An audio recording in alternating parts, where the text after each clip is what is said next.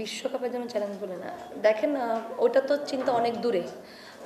More important আমার কাছে মনে হয় যে এখন আমাদেরকে ফোকাস করা যে প্রত্যেকটা ম্যাচ বাই ম্যাচ খেলা, কারণ আমাদের হাতে এইটা সহ আরেকটা বায়োডাটা সিরিজ আছে। সো পয়েন্ট গ্র্যাব করা সব থেকে বেশি ইম্পর্টেন্ট। সো সিরিজ ওয়াইজ যদি চিন্তা করি, সো ডেফিনেটলি আগে আমাদের এই পয়েন্টগুলো নেওয়ার দিকে মনোযোগ থাকবে বেশি। ফার্স্ট অফ অল আমরা কিন্তু ওয়ান ডেতে দেখবেন যে কিছু নতুন প্লেয়ার বলবেন যারা ওয়ান ডে রেগুলার বেসিস খেলে এবং কনসিস্টেন্ট প্লেয়ার যারা, লাইক আমাকে মেনশন করতে যার নাম হচ্ছে ফারজানা হক পিঙ্কি। আমি বলবো যে ওনার হচ্ছে খুবই ভালো রেকর্ড ওয়ান ডেতে আছে। মুর্শিদা খাতুনও অনেক ভালো ওয়ান ডে খেলতেছে এবং রিসেন্টলি বলবো যে আগে সিনিয়র প্লেয়ার শারমিন আক্তার সুক্তা তাকে ইনক্লুড করা হয়েছে। সোফার এই ফরম্যাটটাতে বলবো যে আমাদের যে ব্যাটারগুলো আছে হয়তো একটু সময় নিয়ে ব্যাটিং করলে, যেহেতু ব্যাটিংটাই বেশি প্রবলেম দেখা যায়, সো এখানে তো সময় নিলে কোনো এত বেশি প্রবলেম নেই। তো ব্যাটিংটার দিক থেকে আমি বলবো যে হ্যাঁ, এভাবে প্রিপারেশন বলতে যে আমরা কিছু প্র্যাকটিস ম্যাচেস খেলেছি, মোরালেস সেটা হয়তো বা সিলেকশনের দিকেই বেশি মনোযোগ ছিল, যার কারণে প্রত্যেকটা প্লেয়ার তার যে যা জায়গা থেকে বেস্টটা খেলার চেষ্টা করেছে। সো ওইভাবেই টিমটা পিক করা হয়েছে এবং লম্বা সময় পরে ওয়ান ডে খেলা এবং হোম কন্ডিশন, আমি মনে করি যে আমাদের ওয়ান ডে যে প্লেয়ারগুলো বেসিক্যালি যারা রান করে আসে কনসিস্টেন্ট, তারা খুব ভালো করেছে সেই সব ম্যাচগুলোতে। সো আমি কনফিডেন্ট টিম নিই।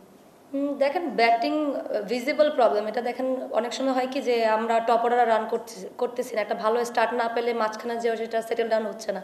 এবং ক্রিকেট এখন মডার্ন ক্রিকেটে আসলে কখনোই কাভার করার কোনো চান্স থাকে না যে আমাদের টপ অর্ডার ফেল করছে যে মিডল অর্ডার যে যেমনি হোক হোক, বাট যেটা চলে যায় সেটা আসলে কাভার করা যায় না। আর সব থেকে বড় জিনিস যে West Indies definitely challenging, but still যদি আমরা এখান থেকে একটা ভালো বলবো যে সিরিজ শেষ করতে পারি টিম হিসেবে, সেটা অবশ্যই আমাদের মোরালে বুস্ট আপ করবে নেক্সট সিরিজে। বাট মোর ইম্পর্টেন্ট হচ্ছে যেহেতু লম্বা সময় পরে ওডিআই খেলা, সো আমাদের স্টার্টটা অনেক বেশি ইম্পর্টেন্ট, যে আমরা অ্যাজ এ টিম কীভাবে স্টার্টটা করতেছি। যদি একটা ভালো স্টার্ট পাই, সেটা আসলে আমি বলবো যে কন্টিনিউ যদি সেই ফ্লোটা ধরে রাখতে পারি, এই টিমটাই বেটার করতে পারবে। এখানে আয়ারল্যান্ড যেই ম্যাচগুলো জিতেছে, যাদের এগেনস্টে, ওরা কিন্তু ওদের হোম কন্ডিশনে জিতেছে। ওরা কিন্তু বলবো যে এই কন্ডিশনে এসে কিন্তু সেরকম ম্যাচ খেলার আমি বলবো যে এরকম এক্সপিরিয়েন্স ওদের কম এবং জেতার পার্সেন্টেজটা অনেক বেশি কম। এবং যতবার আমরা ওদেরকে মিট করেছি আমার কাছে মনে হয় আমাদের উইনিং পার্সেন্টেজটা অনেক বেশি। আর যেহেতু বললেন যে হোম কন্ডিশনের কথা, যে যার কন্ডিশনে স্ট্রং অনেক বেশি হয় এবং এই মাঠে কে স্ট্রং সেটা আসলে রিসেন্টলি যদি আমাদের কিছু সিরিজ দেখেন, এক্সেপ্ট অস্ট্রেলিয়া, আমরা কিন্তু ভালোই খেলেছি এবং তাদের রেকর্ডটা কিন্তু তাদের মাঠেই, হয়তো ওরা এখানে খেলতে পারেনি। বাট আমি বলবো যে এটা নিয়েও না কোনো, আমি বলবো অপোনেন্টকে আসলে লাইটলি নেওয়ার কোনো কোনো অবকাশ নেই আমাদের। আর কারণ হচ্ছে যেহেতু আমাদের জন্য অনেক বেশি ইম্পর্টেন্ট এই সিরিজটা, because of we have to grab 6 points. So ওই দিক থেকে প্রত্যেকটা ম্যাচ আমাদের জন্য অনেক ভ্যালিড এবং আমরা ট্রাই করবো যেন আমরা সেইভাবেই ডমিনেট করে ক্রিকেটটার জন্য খেলতে পারি।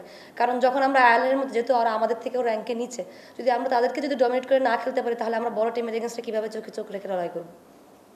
সব থেকে বড় কথা দেখেন যে আমি মনে করি যে একটা ওডিআই বলেন টি20 বলেন, 4 থেকে 5টা ব্যাটার কিন্তু আসলে ম্যাচ শেষ করতে হয়। সো যখনই আপনি চিন্তা করবেন যে আমার অনেক ব্যাটার আছে এবং সবাই মিলে করে দেবে, এটা করলে হবে না। সো আমরা যারা সিনিয়র প্লেয়ার আছে, যারা কন্টিনিউয়াস ক্রিকেট খেলতেছে ইন্টারন্যাশনাল, আমি বলবো তাদের দায়িত্বটা অনেক বেশি। হ্যাঁ, পিঙ্কের প্রতি অন্যরকম একটা আস্থা থাকে, কারণ বলবো যে রিসেন্টলি তার রেকর্ডটা আসলে এইভাবে চোখে ধরার মতো এবং ইন্টারন্যাশনালি বলেন ওয়ার্ল্ড ওয়াইড বলেন তার ব্যাটিংটা কিন্তু ডিফারেন্ট। সে একটু সময় নিয়ে খেলতে পছন্দ করে এবং লম্বা ইনিংস খেলে। সো তার দিকে একটা অন্যরকম দৃষ্টি তো সবারই থাকবে এবং আমার কাছে মনে হয় রিসেন্টলি মুর্শিদা অনেক ভালো করতেছে এবং সুক্তাপুর ব্যাটিংটা দেখে আমার কাছে অন্যরকম লাগছে এবং তাকে অন্যভাবে প্রিপেয়ার্ড মনে হয়েছে। সো তার প্রতিও আস্থাটা অনেক বেশি। আমি পার্সোনালি বলবো যে রিসেন্টলি হয়তো বা ওডিআইতে অত ভালো খেলতে পারিনি, বাট কিছু ইম্প্যাক্ট ইনিংস খেলছি। আমি চাচ্ছি যে সেটা যেন আমি লম্বা করতে পারি, কারণ আমি জানি যদি আমি আমার পারফরমেন্সটা করতে পারি তাহলে টিম অনেক বেশি বেনিফিটেড হবে।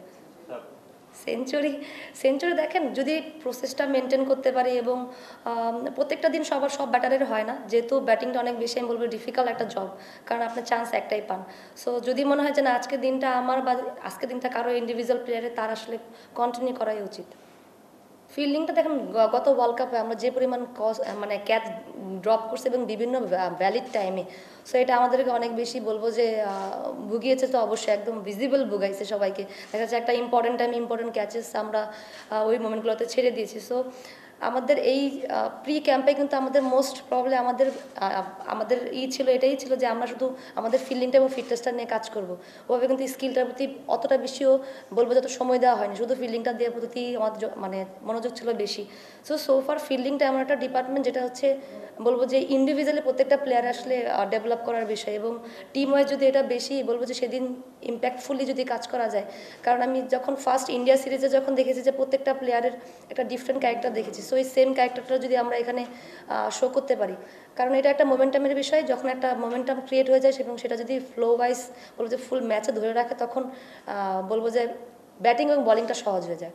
দেখেন যেটা সব কিছু ক্রিয়েট করেছি কিন্তু আমরাই, আজকে যদি আপনারা আসেন সেটা আমরাই ক্রিয়েট করেছি, হয়তো বা আপনারা প্রশ্ন করতেছেন পাস্ট হয়েছিল, ক্রিয়েট হয়েছিল, এটা ওইটা, এটা আমরাই ক্রিয়েট করছি। সো এটা দূর করার দায়িত্ব আমাদের। সো আমি বলবো যে ফেথ রাখেন স্টিল, কারণ টিম কষ্ট করছে।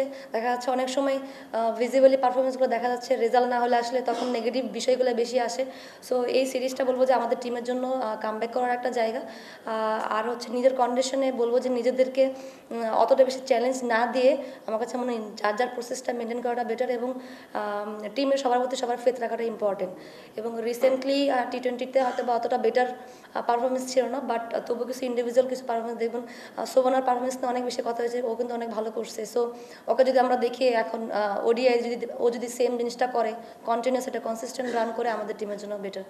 আর হচ্ছে দেখেন যেটা ক্রিয়েট আমরা করছি মোমেন্টামটা, ইনশাল্লাহ এই সিরিজে হতে পারে। আমাদের কাছে অনেক অপরচুনিটি আছে আমাদের হাতে। সো আমরা চাইবো যে সেম জিনিসটা যেটা এর আগেও ছিল, যেমন ইন্ডিয়া পাকিস্তান সিরিজ আমরা করেছি, যেন আরও অনেক বেশি মানুষ আগ্রহ দেখায় এবং মিডিয়াও যেন আরও বেশি ফোকাস করে।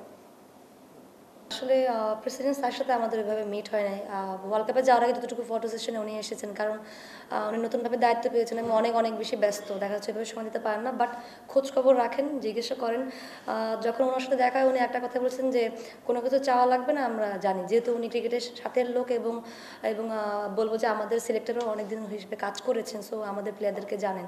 এবং সেকেন্ড, হ্যাঁ, ফাইম স্যার রেগুলার আসেন, কথা হয়, প্লেয়ারদেরকে অনেক কথা বলেন, বলবো যে মোটিভেটেড করেন এবং রেগুলার খোঁজ রাখেন। সো এই জিনিসগুলো আসলেই ভালো লাগে এবং আমি আশা করি যে কন্টিনিউস এগুলো ওনারা করবেন।